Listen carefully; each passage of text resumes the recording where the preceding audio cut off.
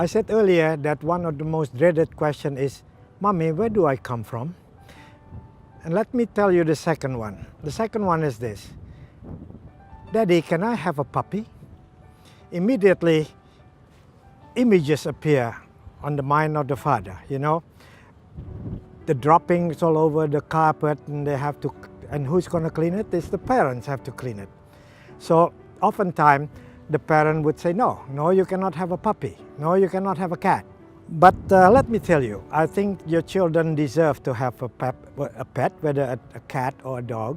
I don't quite like birds so much because putting bird in the cage sounds to be a bit cruel to me. You know, cat and dog can roam freely. So before we reacted and say no to our children, let's look at the benefit. Why having pet is important. Having pet is actually have a lot more benefit than the inconvenience it caused by the parents. The most important benefit is, of course, companion and make the children happy. The second is that it teaches our children responsibility. So when we said, yes, you can have a dog or you can have a cat, they said, but you have to look after them, right? So this is having a cat, having a dog and a cat is actually very educational. It teaches children many things. It teaches them about, like I said, responsibility, but it teaches them about how animals grow and how eventually they die. So they will feel the pain when their favorite pet dies. And all these things are very important to their emotional development. Another important thing, having a pet, especially when it's cats and dogs and fish, they learn about reproduction. They learn how life come to be, you know. They learn about how animal mate and they in the aquarium, or dog and cat do it in the garden and so on. So children learn from this.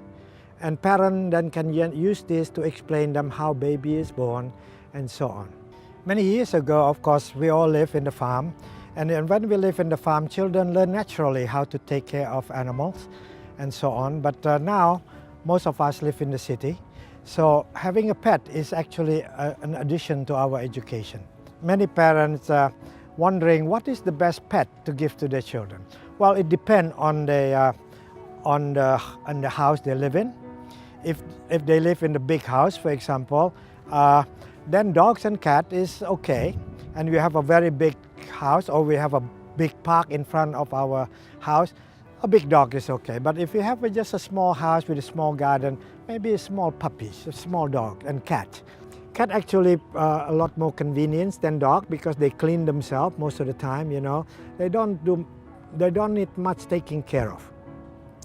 But what if we live in the apartment where the owner of the apartment, we rented the apartment, for example, and the owner of the apartment not allow us to own cats and dogs? Well, we can have aquarium. You know, aquarium is where we keep fish in the little fish tank. And earlier I said I don't like to keep bird because it we constrict their freedom. But when you keep fish, that's not a real problem. You know, fish don't actually mind so much because even in a small aquarium, fish can travel up and down. They seem to be quite happy, where birds seem to look miserable when they're in the cage. So I think parents, you owe it to your children to give them pet. Of course, if they don't want it, that's fine. But if they ask for it, forget about the inconvenience. Think about the educational value to your children.